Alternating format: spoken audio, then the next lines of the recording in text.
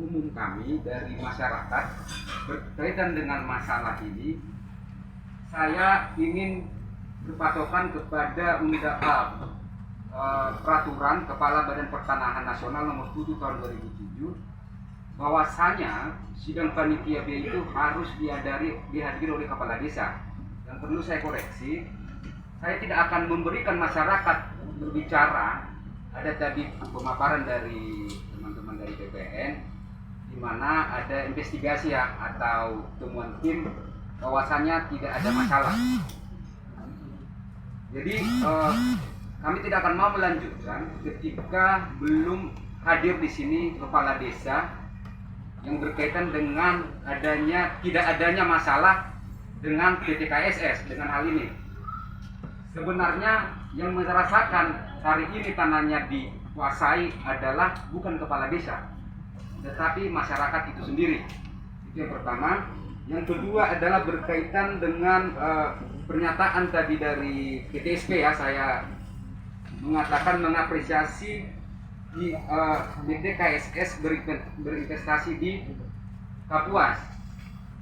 Saya menyayangkan ya pernyataan seperti itu karena data dari kami izin usaha perkebunan nomor 152 BPN PTSP tahun 2020, 9 Februari dimohonkan izin usaha perkebunan, di tanggal 12 Februari 2018 sudah jadi itu izin usaha perkebunan. Saya mengacu lagi kepada Peraturan Menteri Pertanian Republik Indonesia nomor 98 Permentan 140 nomor 9 tahun 2013. Berkaitan dengan itu, pasal 26, Gubernur atau Bupati Wali Kota dalam jangka waktu paling lambat 10 hari kerja terhitung sejak tanggal diterimanya permohonan. Kembali kepada case awal, tanggal 9 ke tanggal 12 itu tidak ada 10 hari. Itu supaya kemudian yang memberikan hak HGU itu bisa dipertimbangkan ya. Jadi kemudian menjadi keberatan kami adalah ada warga desa sertifikatnya memang tidak dimasukkan ke kadastral saat ini, tetapi dengan kondisi dia dikurung di tengah, bagaimana kita menyikapinya? Sawit semua kiri kanan, sertifikat ada dan sudah dibuka sawit, sertifikat itu masih berlaku, belum ada dibatalkan ataupun pengadilan ataupun dari BPN terkait dengan surat itu. Nah, berkaitan dengan HGU lagi, kembali kepada HGU, saya sangat menyayangkan permohonan PT KSS bisa ditindaklanjuti oleh Kantor Pertanahan, mengingat ada surat rekomendasi dari Menko Polhukam. Ini akan saya bagikan nanti, staf saya akan bagikan nanti biar isunya ini supaya dipikir kami nanti tidak benar ke Menko Polhukam atau tidak benar kepada Menteri Hukum dan HAM. Ini akan saya bagikan, kami sudah bawa semua dokumennya. Wakil Bupati sendiri menyatakan pada saat itu di Menko Polhukam bahwasanya PT KSS tidak memiliki alas hak, dan juga pada saat itu yang hadir adalah camat ya, terkait. Itu hasil rekomendasi.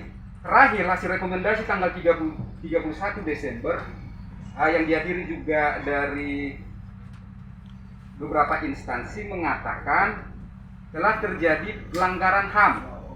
Dan juga saya berharap dari Dinas Pertanian atau Perkebunan hadir di sini, bahwasanya rekomendasi dari Dirjen HAM pada saat itu bahwasanya PT KSS ini masuk dalam grade D.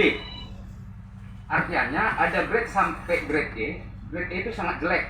Ini jelek. Artinya Dinas Pertanian atau Dinas Perkebunan mempunyai pertimbangan yang lain. Kenapa PT KSS ini punya grade D? Itu terakhir masih di 31 Desember surat rekomendasi.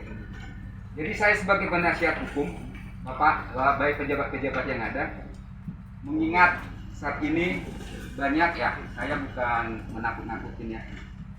Kalau dikasih amanah ya dijalankan dengan baik, mengingat sekarang pegawai-pegawai BPN banyak ditangkapi berkaitan dengan mafia tanah, dan itu juga ada keputusan dari Kapolri berkaitan dengan untuk mafia tanah, dan juga dari Kejaksaan Tinggi. Kita ada rapat dengan Kejaksaan Tinggi, ada satgasnya, supaya nanti kemudian saya kembalikan kepada masyarakat yang mewakili setiap desa.